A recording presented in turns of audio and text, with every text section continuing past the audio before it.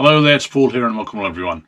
So I managed to find in my drawer some old Axminster Euro twist pens and I thought I'd have a go at colouring them. So things didn't quite go to plan, which if you watch the video you'll find out at the end. I've just finished turning all four of these kits and they've all been sanded down to 600, ready to do some colouring with. So I've got here, I believe that's a maple, got a beech, that's a Rocco, and finally some Sapele. The colours I'm going to use are the Chestnut Spirit Stains, and I have both of their sets here. This is sort of like their trial pack where you get the little bottles.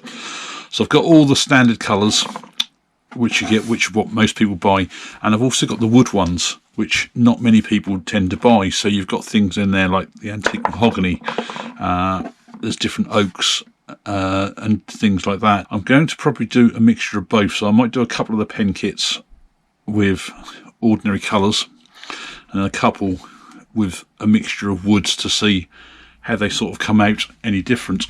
Sapele you don't usually colour, so I don't really want to put a wood colour on it. I'm going to definitely do that one in a colour to see what it comes out like. And I think as well I'm going to do the same with the Rocco as well, because it's sort of like already got some colour in there. But I think with the maple and the beech are the ones I'm going to use the wood colours on. Try and do a mixture. I don't want to just do one plain colour through just to change, so for example it looks like oak or yew or something like that. I really want to try and blend a couple of colours in.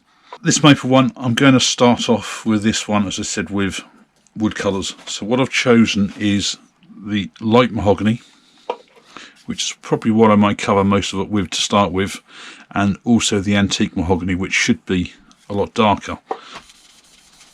So as you can see, it's had little effect, it's just darkening it up a little bit. You can see the difference between the two. Really is sort of minimal colour change. This one I'm just going to, because it's darker, just going to try and put this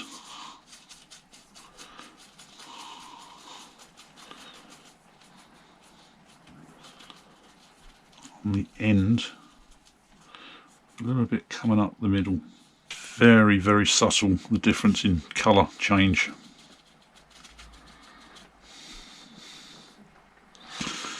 Going to go back to the light here just so that I can try and blend. That'll be interesting to see what that comes up like when it's had a finish on it. I've just left this a few minutes to dry off and just going to apply some sanding sealer. I'm going to manually put it on. Now the risk of that is it's going to bleed the colours a little bit, which isn't so bad because if I've got any sharp overlaps then it should help soften it a bit as well.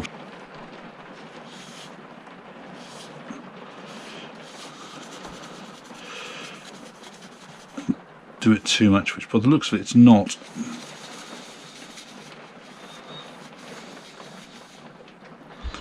So I still have the dark patch running down here and the lighter patch, so it's just blended it in a little bit more.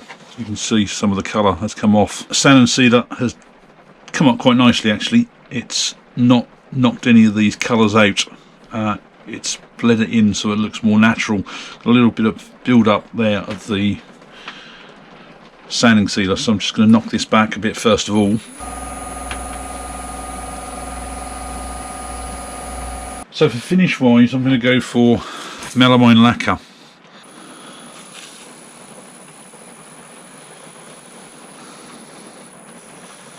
And I can see from the cloth here, even this has pulled some of the colour off there. That's actually quite nice so far. So I'm going to give that 5 minutes. And I'm going to carry on giving that a few more coats just like that. So that should hopefully as well cure that more as well, so that it stops any more of that bleeding, but I've still got the dark patches in there. This has had a few coats of melamine lacquer, so I'm just going to leave this to fully cure properly before I then buff it up. It's lost some of the dark a little bit, I think basically needed to be more bolder with the dark on there, maybe a few more coats, but it has come out quite nice, and it's certainly not the light maple colour. So the next one I'm going to do is the beech one. This time I'm going to go for teak and yew. So yew is very, very light, more like a yellow. Teak then is going to be quite dark brown. So it's going to really give a contrast on this one. Like with the first one, I'm going to cover the whole thing in the lighter colour first. So it's like a yellow orange. I'm going to look at the difference between the two, how much of an effect it actually has. So this, as you can see, is a lot darker. It's almost like a black.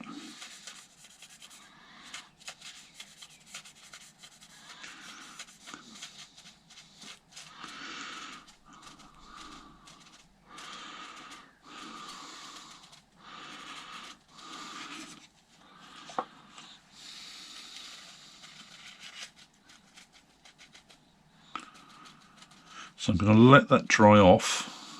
So I will come back, because I'm going to do exactly the same process I did with the last one, with the sanding sealer and with the melamine lacquer again.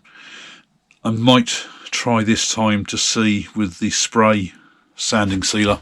This is the beech one now completed. So it's had yew and teak on there, and probably about 5 or 6 coats of melamine lacquer. And I've just knocked it back slightly. On that last one with the spraying the sanding sealer on, I still got stuff come off. Not sure whether it stopped the bleeding so much, because I'm going to try and also do it so that I try and get some of the natural wood come through as well. So I'm not going to cover the whole thing in yellow this time. What I'm actually going to do is I'm going to do some patches all around, like that. And the same on this side.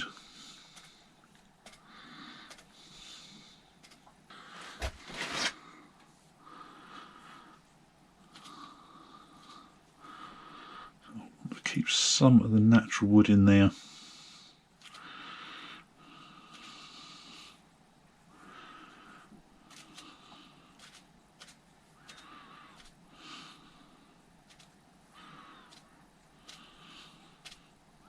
Go back to the yellow to try and take out some of these harsh edges from the purple. I'll use the spray lacquer again on this one, because I really don't want those colours running too much. And I'll come back again when I've got the melamine lacquer on. Now, I just finished with the melamine lacquer on this one. Again, probably 6-8 coats. Gone a lot thinner with it this time. So it seems to come up a lot better. Interestingly though, very little bleed out. I think on the very first coat there. Now I've opted for orange this time, and I just want to try and dab it in. Not sure whether to just do the ends or the middle, and then use the sanding sealer to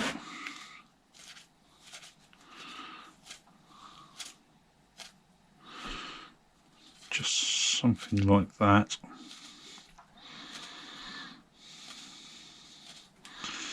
Just want a hint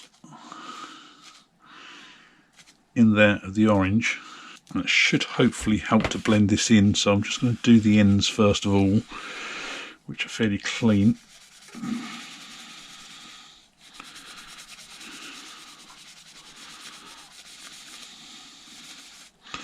So there you go, it's just giving a slight hint in there, just to add a little bit of colour into it, but not. This has had probably about 6 or 8 coats of melamine lacquer again, like the last one.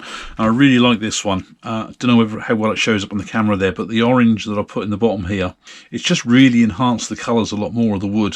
It would actually look probably quite nice if the whole thing was actually done in orange. It would have made it look a lot more richer. And just to recap what we've got, so we've got the Sapele one there, which is the one I've just done. That should have had orange on it. This was the Iroko, which had purple and yellow, and again the yellow is very close to the Iroko colour anyway, so I think it's what it's just done, it's just enhanced the actual colour the Iroko. This was the beech, which was the mixture of the teak and yew. And finally, the first one which I did was maple, which was the light, I think it was the light mahogany and antique mahogany.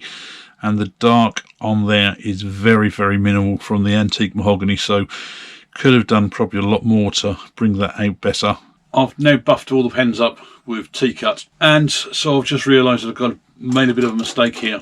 First thing of all, forgot to use the proper pushings. But it's not a total failure. Got to say that the actual colouring and the finish on these are really, really good. So this was the first one. It's the maple.